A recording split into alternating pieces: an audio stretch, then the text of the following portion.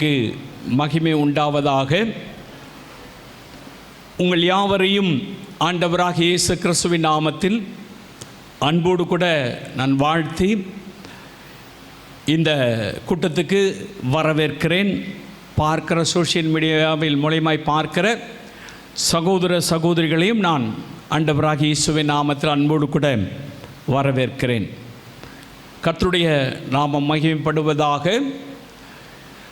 இந்த நாளிலே நான் உங்களுக்காக என்ன பேச வேண்டும், என்ன ஆண்டவரே இந்த மக்களுக்காக அவங்க விரும்பி வராங்கள, அவங்களுக்கு என்ன சொல்லணும் அப்படின்னு சொல்லிட்டு நான் ஆண்டவருடைய சமூகத்தில் ஜெபித்து கொண்டிருந்தேன்.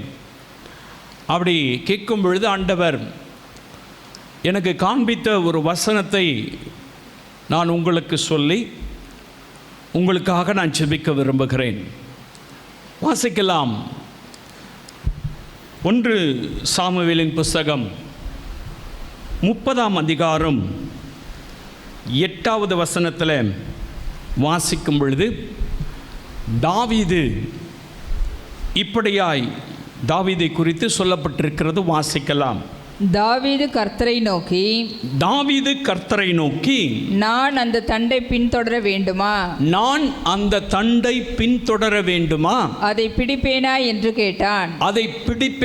என்று கேட்டான். அதற்கு அவர் அதை பின்தொடர், அதை நீ பிடித்து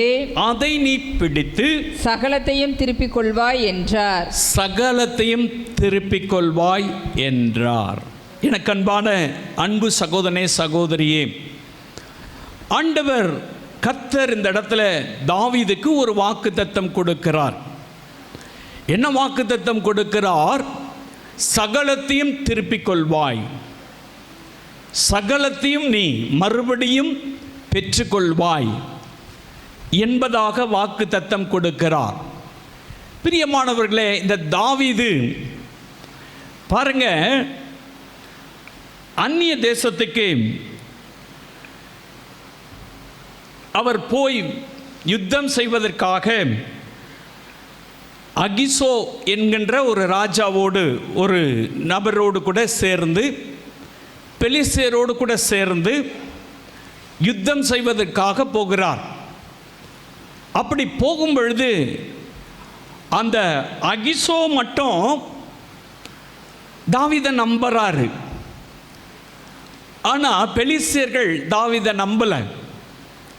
நம்பாதனால என்ன பண்ணிட்டாங்க, அவர் வேண்டாம், அவரை திருப்பி அனுப்புகிறோம் அப்படின்னு சொல்லிட்டு அவரையும் அவரை சேர்ந்த படைகளையும் திருப்பி அனுப்பிட்டார்.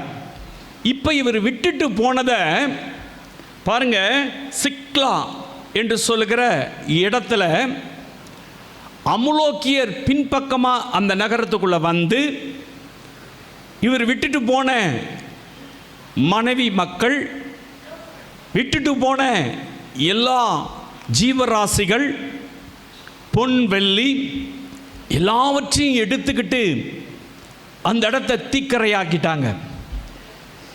இவர் திரும்பி அவருடைய படையோடு கூட திரும்பி வராரு. திருப்பி வந்தாக்கா ஒன்றுமே அங்கே இல்லை, எல்லாம் போயிடுச்சு. டோட்டல் கொலாப்ஸ், டோட்டலாக ஒன்றுமே இல்லை, எதுவுமே இல்லாமல் வெறும் கையோடு இருக்கிறார். மனைவியை தேடி பார்க்குறார், மனைவிகள் இல்லை. பிள்ளைகளை தேடி பார்க்குறார், பிள்ளைகள் இல்லை. அவருக்கு மட்டுமா?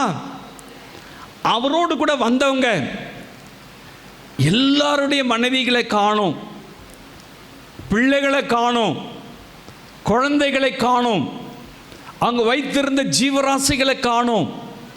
எல்லாவற்றையும் பாருங்க, இந்த அமலோக்கியர்கள் பறிச்சிட்டு போயிட்டாங்க, எல்லாத்தையும் எடுத்துட்டு போயிட்டாங்க. தாவீதுக்கு துக்கம் தாங்கலை. அவர் என்ன பண்ணாராம், பலன் இல்லாத போக மட்டும் அழறார். ஒரு ராஜா, ஒரு பராக்கிரமசாலி, கர்த்தரால் அபிஷேகம் பண்ணப்பட்டவர், யுத்தத்துக்கு போய் யுத்தம் பண்ணாமல் திரும்பி வந்து பார்க்குறார், தனக்குண்டான எல்லாவற்றையும் இழந்து நிற்கிறார். பாருங்க எனக்கு அன்பானவர்களே, அவருக்கு துக்கம் தாங்காமல் அழறாரு, தேம்பி தேம்பி அழறார். அழும்பொழுது அவருடைய பலனே போயிடுச்சு. அவர் ஒரு பெரிய பராக்கிரமசாலி, சிங்கத்தை கிழிச்சு போட்டவர், பயங்கர பராக்கிரமசாலி, கோலியாத்தை சாதாரணமாக ஊதி தள்ளினவர். இப்போ பார்த்தீங்கன்னா பலன் இல்லாத போக மட்டும் அழுதாராம். வாசிக்கலாம் அந்த 1 சாமுவேல் 30ஆம் அதிகாரத்தில். அப்பொழுது தாவீதும் அவனோடு இருந்த ஜனங்களும் அவனோடு கூட இருந்த ஜனங்களும் அழுகிறதற்கு தங்களில் பலன் இல்லாமல் போக மட்டும். பாருங்க, அழறதுக்கு பலன் இல்லை.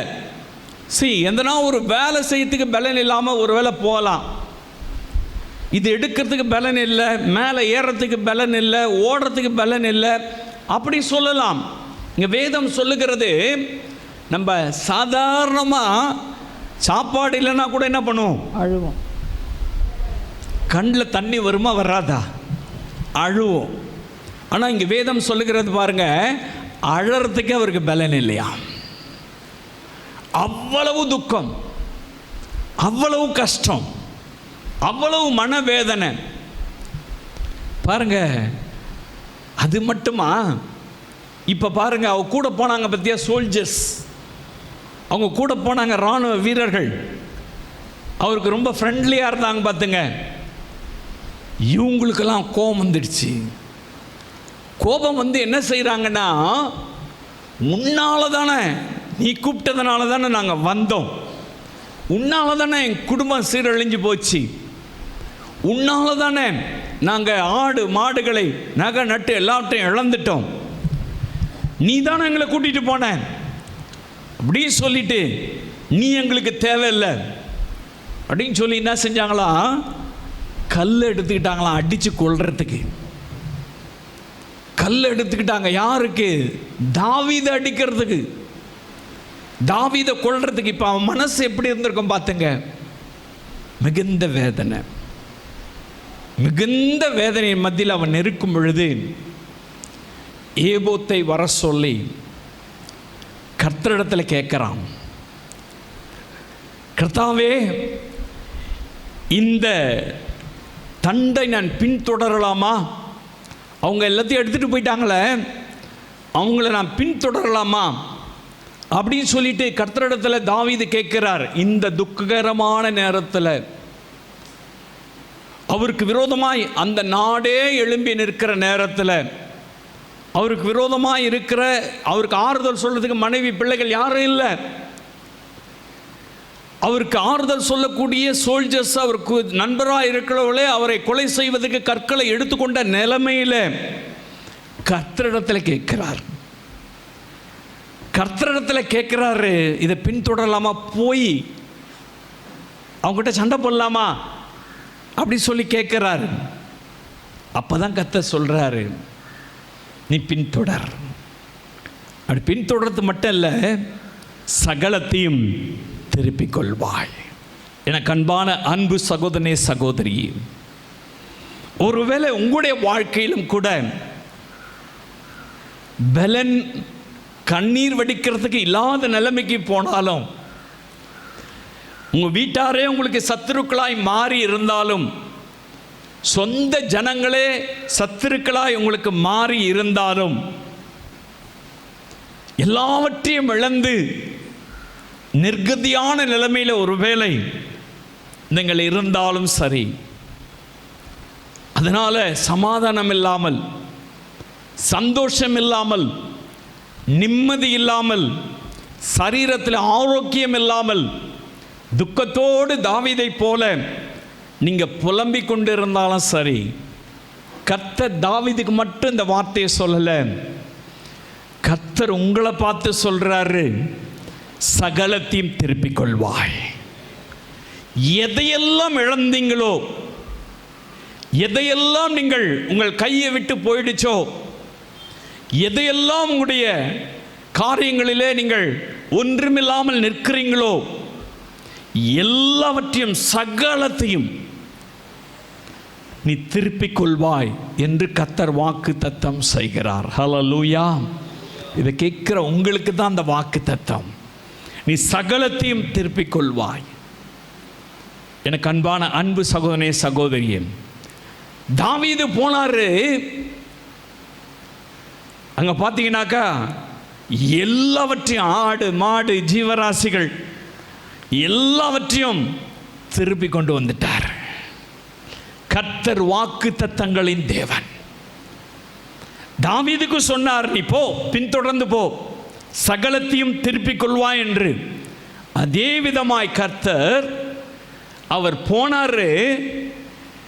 பிடிச்சிட்டு போய் வச்சிருந்த, களவாடி வச்சிருந்த எல்லாவற்றையும் மீட்டு கொண்டு வந்து விட்டார், திருப்பி கொண்டு வந்து விட்டார். எனக்கு அன்பானவர்களே, சத்ருவை போல பொல்லாத மனிதர்கள், பொல்லாத காரியங்கள் உங்களுக்கு விரோதமாய் செய்யப்பட்டு எதையெல்லாம் இழந்து போயிருக்கீங்க, எதையெல்லாம் இழந்த நிலைமையில் நீங்கள் இருக்கீங்க, உங்களை பார்த்து தான் கர்த்தருடைய வார்த்தை சொல்லுகிறது, நீ சகலத்தையும் திருப்பிக் கொள்வாய், நீ சகலத்தையும் திருப்பிக் கொள்வாய். எனக்கு அன்பான அன்பு சகோதரனே சகோதரியே, தாவீது சகலத்தையும் திருப்பிக் கொண்டார். அவர் திருப்பிக் கொள்வதற்கான, அவர் மீண்டும் பெற்றுக்கொள்வதற்காய் அவரிடத்தில் கர்த்தர் இன்னத்தை எதிர்பார்த்தார், அல்லது அவர் என்ன செஞ்சார் அப்படின்னு சொல்லி நீங்கள் வேதத்தில் வாசித்து பார்க்கும் பொழுது வாசிக்கலாம். 1 சாமுவேல் 30ஆம் அதிகாரம் 6ஆம் வசனம் இப்படியாய் சொல்லுகிறது, தாவீது மிகவும் நெருக்கப்பட்டான். தாவீது மிகவும் நெருக்கப்பட்டான். சகல ஜனங்களும் தங்கள் குமாரர் குமாரத்திகள் நிமித்தம், தங்கள் குமாரர் குமாரத்திகளின் நிமித்தம் மனக்கிலேசமானதினால், மனசுல துக்கம் வந்துடுறதுனால அவனை கல்லெறிய வேண்டும் என்று சொல்லிக் கொண்டார்கள். அவனை கல்லெறிய வேண்டும் என்று சொல்லிக் கொண்டார்கள். தாவீது தன் தேவனாகிய கர்த்தருக்குள்ளே, தாவீது தன் தேவனாகிய கர்த்தருக்குள்ளே தன்னை திடப்படுத்திக் கொண்டான், தன்னை திடப்படுத்திக் கொண்டான். ஹல்லேலூயா. யார் சகலத்தின் திருப்பிக் கொள்வார்கள் அப்படின்னு சொன்னா, இழந்த நிலைமையில் துக்கத்தோடு அழுவதற்கு பலன் இல்லாமல் கண்ணீரோடு கூட வேதனையின் மத்தியில் இருக்கிற நீங்க கர்த்தருக்குள் உங்களை திடப்படுத்தி கொண்டால் சகலத்தையும் திருப்பிக் கொள்ள முடியும். தாவீது அந்த நேரத்தில் எனக்குன்னு ஒரு ஆண்டவர் இருக்கிறார், என்னை அபிஷேகம் பண்ணினவர் இருக்கிறார், என்னை அழைத்தவர் இருக்கிறார், எனக்கு உதவி செய்கிறவர் இருக்கிறார், என்னை பாதுகாப்பவர் இருக்கிறார், இழந்ததை மீண்டும் தருகிறவர் எனக்கு இருக்கிறார் என்று தன்னை திடப்படுத்தி கொண்டான். எனக்கு அன்பான அன்பு சகோதரனே சகோதரியே, இந்த சூழ்நிலை வரும்பொழுது பாருங்க, மனிதர்களுடைய வாழ்க்கையில் பின்மாற்றமாய் போய்விடுவார்கள், அல்லது தாவீதை போல ஒரு நெருக்கம் வரும் பொழுது ஆண்டவரை மறுதலித்து விடுவார்கள், அல்லது வேறு வேறு முடிவெடுப்பாங்க. அவங்க மைண்ட் என்னென்ன செய்ய நினைக்கிறதோ அதெல்லாம் செய்வாங்க. ஆனால் தாவீது கர்த்தருக்குள் தன்னை திடப்படுத்தி கொண்டான். எனக்கு அன்பான அன்பு சகோதரனே சகோதரியே, நீங்கள் சகலத்தையும் திருப்பிக் கொள்ளணும்னு ஆசைப்பட்டீங்கன்னாக்கா, நீங்கள் கர்த்தரை விசுவாசிக்கிறது மாத்திரம் இல்லை, அவர் எனக்கு திரும்ப தருவான்னு உங்களை திடப்படுத்தி கொள்ளணும், ஸ்ட்ராங்காக இருக்கணும். என் தேவனால் கூடாத காரியம் ஒன்றும் இல்லை, அவர் எல்லாவற்றையும் எனக்கு தருவார், எல்லாவற்றையும் நான் பெற்றுக்கொள்ள முடியும். நான் ஆராதிக்கிற தேவன் ஜீவன் உள்ளவர், நான் ஆராதிக்கிற தேவன் நேற்றும் இன்றும் என்றும் மாறாதவர், என்னை அவர் ஒருபொழுதும் கைவிட மாட்டார், அவர் எனக்கு போதும், அவர் என்னை வழி நடத்த முடியும். இந்த கான்ஃபிடென்ட் தேவை, இந்த திடப்படுத்துதல் நமக்கு தேவை. இதுதான் தன்னை திடப்படுத்தி கொள்றது. சில இடத்துல திடப்படுத்தல் சொல்லுவாங்க, இதுதான் திடப்படுத்துதல். இந்த துக்ககரமான நேரத்தில், கஷ்டமான சூழ்நிலையில், தன் சொந்த ஜனங்கள் எதிரியாய் மாறி போகிற நிலைமையில் கொலை செய்ய எத்தனித்திருக்கிற நேரத்தில் தாவீது தன்னை திடப்படுத்தி கொண்டான். ஆகையினாலே தான் அவன் பாருங்க சகலத்தையும் திருப்பி கொண்டான். என்னை கேட்கிற அன்பு சகோதரனே சகோதரியே, உங்களுக்கு என்ன இழந்திருக்கிறீங்களோ எனக்கு தெரியாது. இழந்தது ஆண்டவருக்கு தெரியும். ஒருவேளை சமாதானத்தை இழந்திருக்கலாம், சுகத்தை இழந்திருக்கலாம், பணத்தை இழந்திருக்கலாம், அல்லது ஏதோ ஒரு காரியத்தை இழந்து போய் பிரியமானவர்களை இழந்திருக்கலாம். ஏதோ ஒரு காரியத்தை இழந்த நிலைமையில் துக்கத்தோடு இருக்கலாம், கண்ணீரோடு கூட இருக்கலாம். ஆனால் கர்த்தர் இந்த இடத்துல சொல்றாரு, தாவீது தன்னை திடப்படுத்தி கொண்டான். நீங்க திடப்படுத்திக் கொள்வீங்கன்னு சொன்னாக்கா இழந்ததை எல்லாவற்றையும் திரும்ப பெற்றுக்கொள்வீங்க. ஹல்லேலூயா. எனக்கு அன்பானவர்களே, இரண்டாவது தாவீது என்ன செய்கிறாரு? இதை இழந்ததை திரும்ப பெற்றுக்கொள்வதற்கு வாசிக்கலாம். அதே 30ஆம் அதிகாரத்தில் 1 சாமுவேல் 30ஆம் அதிகாரம் 8ஆம் வசனத்தில் தாவீது கர்த்தரை நோக்கி நான் அந்த தண்டை பின்தொடர வேண்டுமா அதை பிடிப்பேனா என்று கேட்டான். அதற்கு அவர் அதை பின்தொடர், அதை நீ பிடித்து சகலத்தையும் திருப்பிக் கொள்வாய் என்றார். அதுக்கு முன்னாடி வசனம் வாசிக்கலாம். தாவீது அபிமெலேக்கின் குமாரனாகிய அபியத்தார் என்னும் ஆசாரியனை நோக்கி ஏபோத்தை என்னிடத்தில் கொண்டு வா என்றான். அபியத்தார் ஏபோத்தை தாவீதினிடத்தில் கொண்டு வந்தான். கர்த்தருடைய நாமத்துக்கு மகிமை உண்டாவதாக. பாருங்க, தாவீது சகலத்தின் திருப்பிக் கொள்வதற்கு அவன் கர்த்தரிடத்தில் விசாரித்தான். நம்பர் 1.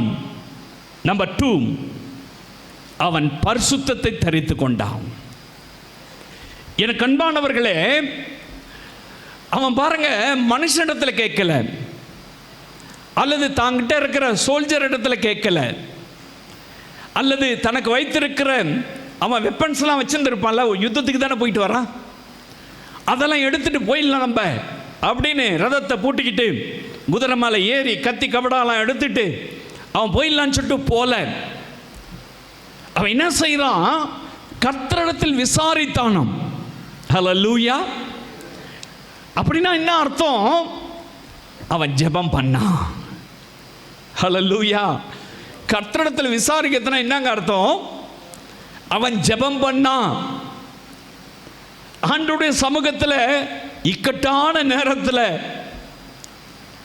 கஷ்டமான சூழ்நிலையில், தேவ சமூகத்தில் அவன் ஜெபிக்கிறான், விசாரிக்கிறான். பின்தொடரலாமா வேண்டாமா? ஆண்டவர் சொல்றாரு பின்தொடர் அப்படின்னு சொல்லிட்டு ஆன்சர் கொடுக்கிறார். பாருங்க எனக்கு அன்பானவர்களே, இக்கட்டான நேரத்தில் ஜெபிக்கிறவன் தான் சகலத்தின் திருப்பிக் கொள்ள முடியும். இக்கட்டான சூழ்நிலையில் ஆண்டவரிடத்தில் விசாரிக்கிறவன் தான் இந்த ஆசீர்வாதத்துக்கு பாத்திரவனா மாற முடியும். தாவீது சகலத்தை திருப்பிக் கொள்வானா? எப்படி திருப்பிக் கொள்வான்? அவன் மனுஷனிடத்தில் விசாரிக்காமல் கர்த்தரிடத்தில் விசாரித்தான். மனுஷனிடத்தில் ரிக்வெஸ்ட் பண்ணல, ப்ளீஸ் ப்ளீஸ் என்னை அடிச்சிடாதீங்க, இல்லை என்னை கொஞ்சம் புரிஞ்சுக்குங்க, என் கூட நீங்கள் வாங்க, நம்ம போய் மறுபடியும் எல்லாத்தையும் எடுத்துகிட்டு வந்துடலாம் அப்படின்னு தான் கூட வந்தவங்ககிட்டலாம் சொல்லலை. தான் கூட வந்தவங்கெல்லாம் எதிரியாக மாறி போய் நிற்கிறாங்க. அவங்ககிட்ட எந்த ரிக்வெஸ்டும் வைக்கல. அவன் என்ன செய்கிறான்? கர்த்தரிடத்தில் விசாரிக்கிறானாம். எப்படி விசாரிக்கிறான்? ஏபோத்தை வர சொல்லி. ஏபோத் என்பது ஆசாரியர்கள் அணிகிற ஒரு அணிகலன், ஒரு ஆடை. அந்த நாட்களிலே கர்த்தர் ஏபோத்திலே அசைவாடி கொண்டிருந்தார் ஆவியானவர். பாருங்க, அதில் நிறைய ஸ்டோன்ஸ் இருக்கும். அந்த ஸ்டோன்ஸ் உங்களுக்கு சிம்பாலிக்கா ஆண்டவர் பேசுவார் அதன் மூலியமாய். பாருங்க, அது பரிசுத்தம் இல்லாமல் அதை தொட முடியாது. பரிசுத்தம் இல்லாமல் அதுக்கு முன்னாடி போய் நிற்க முடியாது.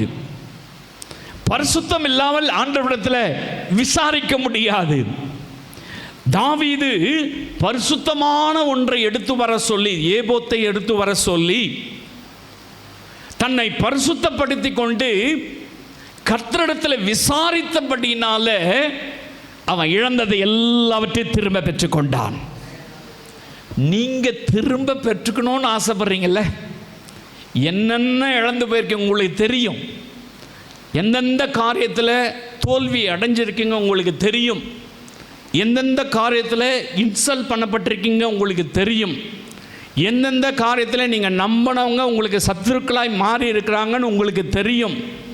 எல்லாரும் பழைய நிலைமைக்கு வரணும், பழைய ஆசீர்வாதங்களை நான் பெற்றுக்கொள்ளணும், இழந்தது எல்லாவற்றையும் நான் திரும்ப பெற்றுக்கொள்ளணும் அப்படின்னு சொன்னாக்கா நீங்கள் முதல்ல உங்களை பரிசுத்தப்படுத்திக் கொள்ளுங்க. ரெண்டாவது ஜெபம் பண்ணுங்க.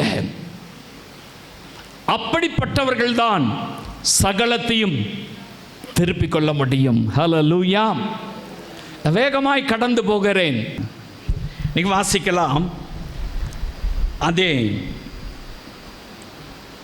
1 சாமுவேல் 30 வாசிக்கலாம். அவர்கள் கொள்ளையடித்து கொண்டு போன எல்லாவற்றிலும் சிறியதிலும் பெரியதிலும் குமாரரிலும் குமாரத்திகளிலும் ஒன்றும் குறைவுபடாமல் எல்லாவற்றையும் தாவீது திருப்ப கொண்டான். எல்லாவற்றையும் ஒன்று கூட குறைபடாமல் சகலத்தையும் என்ன பண்ணிக்கிட்டான்? தாவீது திருப்பி கொண்டான், திரும்ப பெற்றுக்கொண்டான். வேதம் சொல்லுகிறது தெளிவா. சரி, நீங்க வாசிக்கலாம் 1 சாமுவேல் 30 9-10 வசனங்களை வாசிக்கலாம். அப்பொழுது தாவீதும் அவனோடு இருந்த 600 பேரும் போனார்கள். அவர்கள் பேசோர் ஆற்றண்டைக்கு வந்தபோது அங்கே சிலர் நின்று போனார்கள். தாவீதோ 400 பேரோடு கூட தொடர்ந்து போனான். பாருங்க, சகலத்தையும் திருப்பி கொள்ளணும் சொன்னாக்கா நீ தொடர்ந்து போராடணும். ஹல்லேலூயா.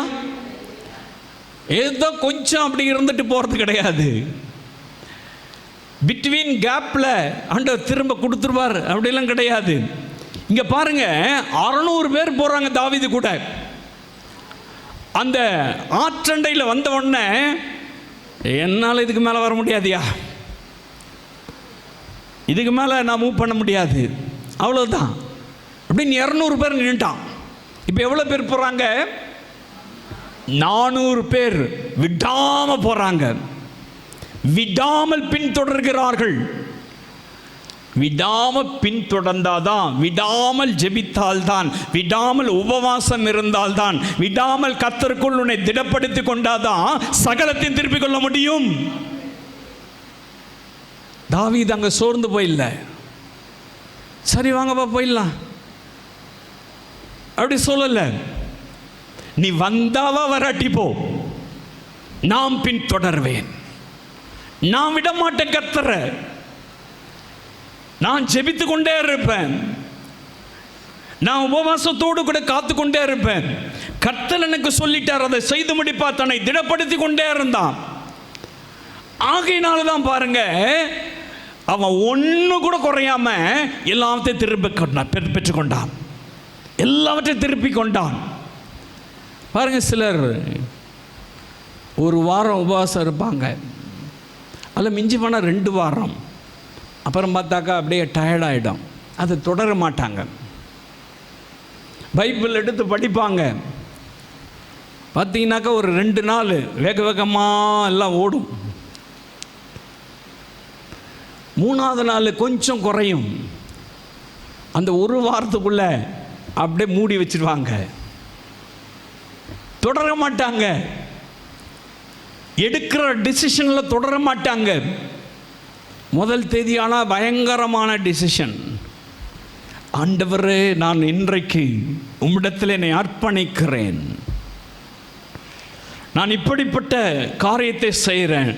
நான் வேதத்தை வாசிப்பேன், நான் ஜெபம் பண்ணுவேன். எவ்வளவு நேரம், ஒரு நாளைக்கு ஒருத்தருக்கு நான் சுவிசேஷத்தை சொல்லிடுவேன். நான் ஆராதனையில் கலந்து கொள்வேன் ரெகுலராக. நான் பொறுத்தனை பார்த்தேங்க, ஏராளமான கமிட்மெண்ட்ஸ், ஏராளமான அர்ப்பணிப்பு. ஆண்டவர்கிட்ட போய் சொல்லிடுறது, ஆண்டவரை நம்பி சரி செய்ப்பா அப்படி சொல்லி நம்மளை விட்டுருவார். அது எவ்வளவு நாள் ஓடுதுன்னு உங்களுக்கு தான் தெரியும். எவ்வளவு நாள் நீங்கள் எடுக்கிற முடிவில் நிற்கிறீங்கன்னு உங்களுக்கு தான் தெரியும். ஆகையினால தான் பின்தொடர்ந்து நீங்கள் போகாததுனால தான் எதையும் பெற்றுக்கொள்ள முடியாமல் அப்படியே வனாந்தரத்தில் நிற்கிறீங்க. ஒரு பெரிய கஷ்டம். ஏன் ஆண்டவர் எனக்கு இதை செய்யலை? ஏன் ஆண்டவர் என்னை குணப்படுத்தலை? ஏன் ஆண்டவர் என்னை ஆசீர்வதிக்கலை? ஐயா, நீ பின்தொடர்ந்து வரியா? உடைய ஜெபம் பின்தொடர்கிறியா? காலையில் 4 மணிக்கெல்லாம் எழுந்து ஜெபம் பண்ணுவேன். எத்தனை நாளைக்கு? 2 நாளைக்கு நடக்கும். 3ஆவது நாள் 8 மணிக்கு தான் எழுந்திருக்கிறது. பின்தொடர தெரியல சொன்னாக்கா நீங்க திரும்ப பெற்றுக்கொள்ள முடியாது. இப்ப தாவீது திரும்ப வந்துட்டு இருந்தாக்கா திரும்ப பெற்றுக்கொள்ள முடியுமா? 200 பேர் நின்றுட்டான். 200 பேர் அங்கே நின்றுட்டான். 400 பேர் தான் போறாங்க. ஆனா விடாம தாவீது லீட் பண்ணிட்டு போறாரு. ஆகையினால திரும்ப பெற்றுக்கொண்டார். இப்ப பாருங்க, தாவீது அங்க போயிட்டாரு, அவன்கிட்ட சண்டை போடுறாரு. ஒன்றும் குறைவில்லாமல் எல்லாத்தையும் திரும்ப பெற்றுக்கிட்டாரு, எல்லாத்தையும் எடுத்துக்கிட்டாரு. இப்போ எடுத்துட்டு வரும்பொழுது இந்த பாதியில் நின்று போனான் பாருங்க. எத்தனை பேர் நின்று போனான்?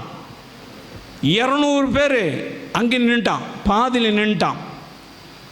இப்போ இந்த 400 பேர் சொல்கிறாங்க, அங்கிருந்து கொள்ளை அடிச்சுட்டு வர்றாங்க பாருங்க, அங்கேருந்து எடுத்துகிட்டு வர்றாங்க பாருங்க, ஆடு மாடு நகை நட்டு.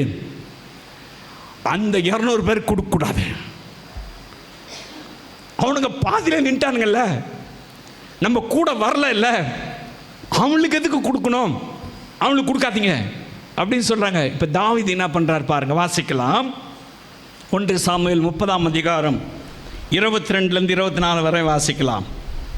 அப்பொழுது தாவீதோடு நடந்து வந்த மனுஷரில் பொல்லாதவர்களும் பேலியாளின் மக்களுமான எல்லாரும், அதான் பிசாசின் மக்கள், பேலியாளின் மக்கள் எல்லாரும் அவர்கள் எங்களோட வராதபடியினால் நாங்கள் திருப்பி கொண்ட கொள்ளையிடமைகளில் அங்கிருந்து எடுத்துட்டு வராங்க. அதுல அவர்களுக்கு ஒன்றும் கொடுப்பதில்லை, ஒன்றும் கொடுக்கறதில்ல. அவர்களில் ஒவ்வொருவனும் தன் தன் மனைவியையும் தன் பிள்ளைகளையுமே அழைத்து கொண்டு போகட்டும் என்றார்கள். ஆமா, அவனுக்கு ஒண்ணும் கிடையாது. அதற்கு தாவீது சகோதரரே, கர்த்தர் நமக்கு தந்ததை நீங்கள் இப்படி செய்ய வேண்டாம். கர்த்தர் நம்மை காப்பாற்றி நமக்கு விரோதமாய் வந்திருந்த அந்த தண்டை நம்முடைய கையில் ஒப்பு கொடுத்தார். இந்த காரியத்தில் உங்கள் சொற்கேட்க யார் சம்மதிப்பான்? யுத்தத்திற்கு போனவர்களின் பங்கு எவ்வளவோ, யுத்தத்துக்கு நீ எவ்வளவு பங்கு எடுத்துக்கிறியோ அவ்வளவு ரஸ்துக்கள் அண்டையில் இருந்தவர்களுக்கோ, அந்த ஆத்தங்கரையில் நின்றாங்க, அவ்வளவும் பங்கு வீதம் கிடைக்க வேண்டும். சரி பங்காக பங்கிடுவார்களாக என்றார். தாவீதுக்கு நல்ல மனசு இருந்ததுங்க. அதனால்தான் சகலத்தின் திருப்பி கொண்டான். எப்படிப்பட்ட மனசு? நல்ல மனசு.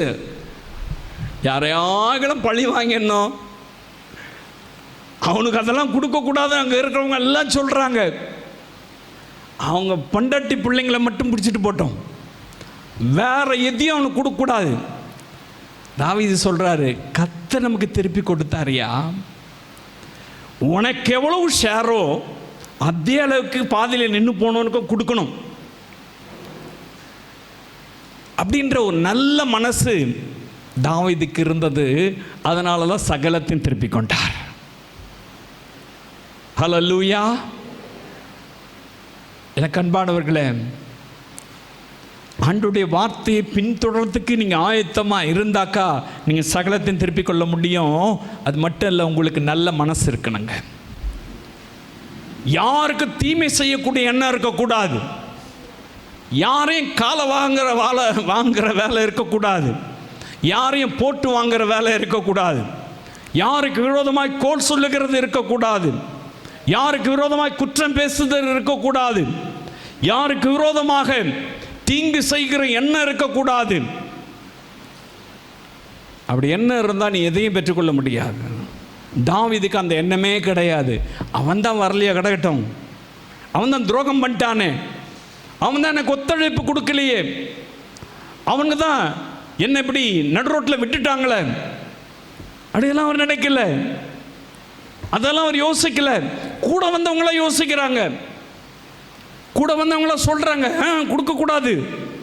தாவீது சொல்றாரு, கர்த்தர் திருப்பிக் கொள்ள உதவி செஞ்சாரையா, அது அவங்களுக்கு உனக்கு என்ன ஷேரோ அதே மாதிரி சரி பங்கா பிரி, அவங்களுக்கு எல்லாம் தரணும். நீ சொல்ற ஆலோசனை என்னால் கேட்க முடியாது, நீ சொல்ற அட்வைஸ் நான் கேட்க முடியாது.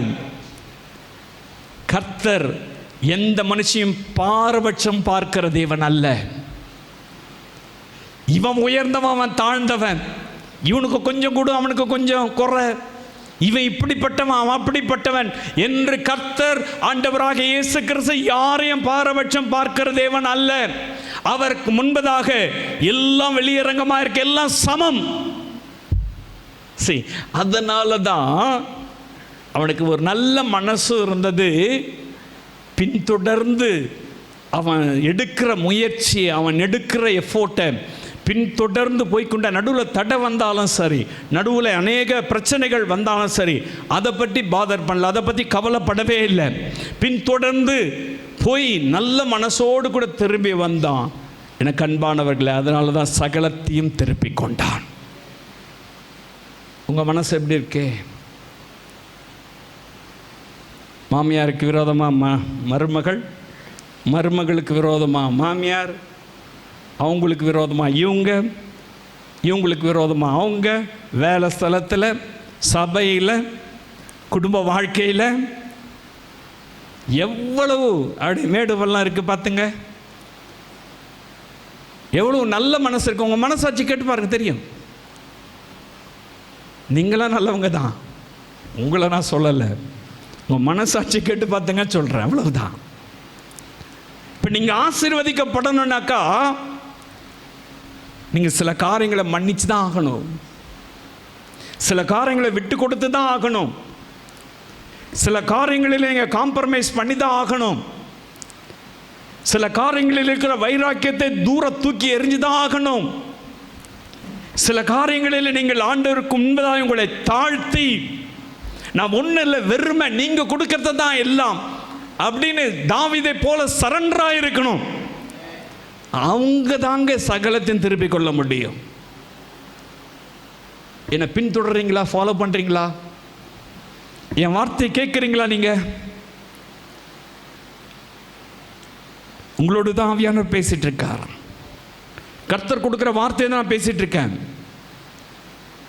தேவனுடைய வார்த்தை சாதாரணமானதல்ல. உங்களை எச்சரிக்க முடியாய், உங்களை வழி நடத்த முடியாய், நீங்கள் இழந்ததை திரும்பி பெற்றுக்கொள்ளும்படியாய் கர்த்தருடைய ஆலோசனைகள் இவைகள். கர்த்தர் வேத வசனத்தில் நமக்கு சொல்லிக் கொடுத்தவைகள் இவைகள். இது குடும்ப கதை பேசலை, சொந்த கதை பேசலை, ஏதோ கட்டுக்கதையை பேசலை. ஜீவனுள்ள வார்த்தையை நான் உங்களுக்கு பிரசங்கிக்கிறேன். நீ சகலத்தையும் திருப்பிக் கொள்ள இயேசு கிறிஸ்து ஆயத்தமாக இருக்கிறார். ஆனால் தாவீதுடைய வாழ்க்கையில இப்படிப்பட்ட குணாதிசயங்கள் எல்லாம் இருந்தபடினாலே தான் அவன் சகலத்தையும் திருப்பிக் கொண்டான். நீங்க சகலத்தையும் திருப்பிக் கொள்ளலாம்னு சொல்லி ஆசைப்படுவீங்க, இதில் ஏதாவது ஒன்று லெஸ் ஆகிட்டு இருக்கும், ஏதோ ஒன்று குறைபட்டிருக்கும். இன்னைக்கு அதை சீர்படுத்தி கொள்ளுங்க. நீ சகலத்தையும் திருப்பிக் கொள்வாய். இழந்த ஆசீர்வாதம், இழந்த சுகம், இழந்த சமாதானம், இழந்த விடுதலை, இழந்த ஃப்ரெண்ட்ஸ், இழந்த உறவுகள், எதெல்லாம் இழந்திருக்கீங்க? ஒரு காலத்தில் நான் ஓஹோன்னு இருந்தேன், இப்போ நான் ஒன்றும் இல்லாத இருக்கேன் அப்படி சொல்கிறவங்கள கேட்டிருப்பீங்க. நீங்கள் கூட அப்படி சொல்லிட்டு இருக்கலாம். உன்னை ஓஹோன்னு வைக்கிறது தான் கர்த்தருடைய விருப்பம். இழந்ததை எல்லாம் திரும்ப கொடுத்து நீ ஆசீர்வாதமாக இருக்கிறது தான் கர்த்தருடைய விருப்பம். இவன் இழந்ததை பெற்றுக்கொண்டது மட்டும் கிடையாது, அவங்ககிட்ட இருக்கிறத கொள்ளை அடிச்சுட்டு வராங்க, அவங்ககிட்ட இருக்கிறத எல்லாத்தையும் தூக்கிட்டு வராங்க. ஹல்லேலூயா. அமலோக்கியர்கிட்ட இருக்கிறதெல்லாம் திரும்பி எடுத்துட்டு வந்து ஷேர் பண்ணுறாங்க. எனக்கு அன்பானவர்களே, தாவீதுடைய வாழ்க்கையில் அவன் சகலத்தையும் திருப்பிக் கொண்டான். கர்த்தர் வாக்கு தத்தம் செய்தான், நீ போ, திரும்ப எல்லாவற்றையும் பெற்றுக்கொள்வாய், சகலத்தையும் திரும்ப பெற்றுக்கொள்வாய். ஆண்டவர் வாக்கு தத்தம் செய்தான், நிறைவேற்றினார்ல. இப்போ நிறைவேற்றுறதுக்கு என்ன தேவை? உங்களை கர்த்தருடைய வார்த்தையின்படி உங்களை திடப்படுத்தி கொண்டு ஜெபத்தோடு பரிசுத்தத்தோடு தேவ சமூகத்தில் காத்திருந்து, உபவாசத்தோடு தேவ சமூகத்தில் காத்திருந்து, எனக்கு அன்பானவர்களே, தொடர்ந்து 1 மணி நேரம் 2 மணி நேரம் அல்ல, சில நாட்கள், சில வருடங்கள், சில மாதங்கள் கடந்து போனாலும் கர்த்தர் சொன்னதை நிறைவேற்றுவார். தொடர்ந்து காத்திருங்க, நல்ல மனசோடு இருங்க, தீய மனசு வேண்டாம். நல்ல மனசோடு கூட தேவ சமூகத்தில் காத்திருங்க. தாவீது சகலத்தின் திருப்பி கொண்டது போல கர்த்தர் உங்களுக்கு சகலத்தின் திரும்ப கொடுப்பார். அவர் சகலத்தையும் திருப்பி கொடுக்கிற தேவன். ஹல்லேலூயா. சகலத்தையும் திருப்பி கொள்றதுக்கு உங்களுக்கு தெரியும் என்னத்தில் மிஸ் ஆகிருக்கீங்க, எந்த காரியத்தில் குறைவுபட்டிருக்கீங்க. நீங்கள் உங்களை அனலைஸ் பண்ணி பாருங்கள், உங்களை நீங்கள் ஆராய்ஞ்சு பாருங்கள். உங்களுக்கு தெரியும்.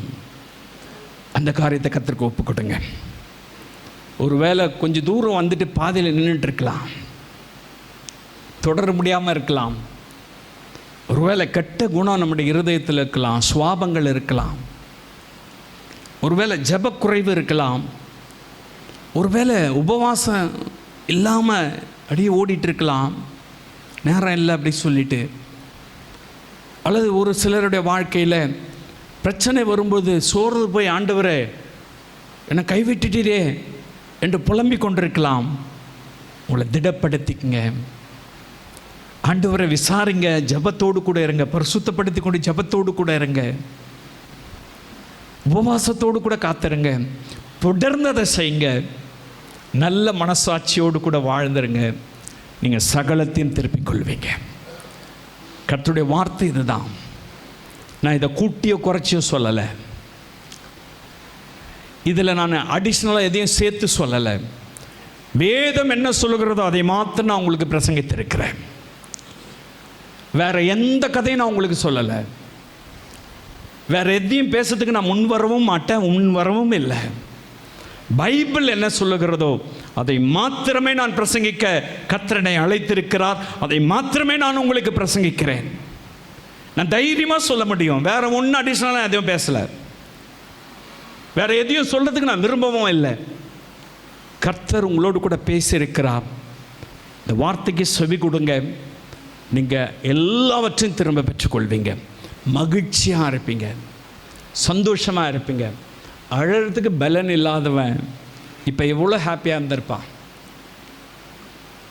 எவ்வளோ சந்தோஷமாக இருந்திருப்பான். கொஞ்சம் யோசிச்சு பாருங்கள். தன் குடும்பத்தோடு, தன் மனைவி மக்களோடு, தான் ஜனத்தோடு கூட தழந்ததெல்லாம் திரும்ப பெற்றுக்கொண்டு, இன்னும் கூட ஆசீர்வாதங்களை பெற்றுக்கொண்டு எவ்வளோ சந்தோஷமாக இருந்திருப்பான்ல. அதுதான் கர்த்தர் செய்கிற அற்புதம். உங்களுக்கும் அந்த அற்புதத்தை செய்வார். சுகம் தருவார், விடுதலை தருவார், ஆசீர்வாதத்தை தருவார், இழந்த எல்லாவற்றையும் திரும்ப தந்து உங்களை அவர் கனப்படுத்துவார். ஆண்டோட சமூகத்தில் அர்ப்பணிக்கலாமா? ஆண்டோட சமூகத்தில், இயேசுவே இழந்ததை திரும்ப தருவேன்னு வாக்கு தத்துவம் செய்திருக்கிறீங்க. என் வாழ்க்கையில் நிறைய காரியங்களை இழந்திருக்கிறேன். எதனாலன்னு எனக்கு தெரியல. இப்போ நான் புரிஞ்சுக்கிட்டேன். இப்போ நான் அதை தெளிவாய் அறிந்து கொண்டேன். எனக்கு உதவி செய்யும், எனக்கு உதவி செய்யும், என்னை அர்ப்பணிக்கிறேன்னு சொல்லி நீங்கள் எடுத்த முடிவில் பாதியில் நிற்கிறீங்களா? தொடர முயற்சி பண்ணுங்க, தொடர ஒப்பு கொடுங்க, உபவாசத்தோடு கூட ஜெபிக்க ஒப்பு கொடுங்க, தேவனிடத்தில் விசாரித்து எந்த காரியத்தை செய்ய ஒப்பு கொடுங்க. எனக்கு அன்பானவர்களே, வசனத்தினால் உங்களை திடப்படுத்தி கொள்ளுங்க, தேவனுடைய வார்த்தையினால் உங்களை திடப்படுத்தி கொள்ளுங்க. கர்த்தர் சொல்லுகிறபடி எல்லாவற்றையும் உங்களுக்கு திரும்ப தர ஒரு நல்ல மனசாட்சி வேணும். சுத்த இருதயத்தை என்னை சிருஷ்டியோன்னு தாவீது சொல்றார். சுத்த இருதயத்தை என்னில் தாரும். அப்படி கேட்போமா? இந்த சோஷியல் மீடியாவில் மூலமாய் பார்க்கிறேன். இந்த அன்பு சகோதர சகோதரியுடைய வாழ்க்கையில் எதையெல்லாம் இவர்கள் இழந்திருக்கிறார்களோ, எதையெல்லாம் ஆண்டவரே இவர்கள் துக்கத்தோடு கூட இந்த செய்தி கேட்டுக்கொண்டிருக்கிறார்களோ, இயேசுவின் நாமத்தில் தாவீதுக்கு திரும்ப கொடுத்தது போல இந்த வார்த்தைக்கு செவி கொடுக்கிற இவர்களுக்கு எல்லாம் இயேசுவின் நாமத்தில் திரும்ப கிடைக்கட்டும். ஆசீர்வதிங்க இயேசுவின் நாமத்தில் நல்ல பிதாவே.